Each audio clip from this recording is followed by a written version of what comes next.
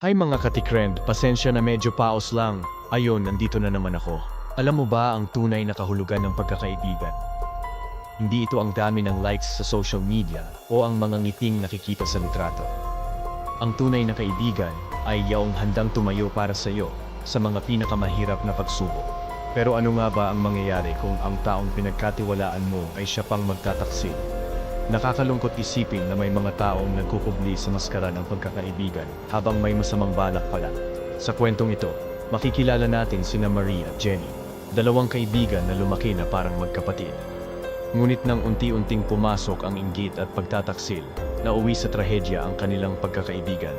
Tandaan natin na ang totoong kaibigan ay hindi ka iiwanan o sasaktan. Kung may kakilala ka na dumadaan sa ganitong sitwasyon, hikayatin mo silang humingi ng tulong at makipag-usap sa mga taong tunay na nagmamalasakit. Salamat sa panonood. I-like at i-subscribe para sa mas marami pang kwentong magbibigay aral. Ibahagi rin sa iba para makatulong tayo sa kapwa.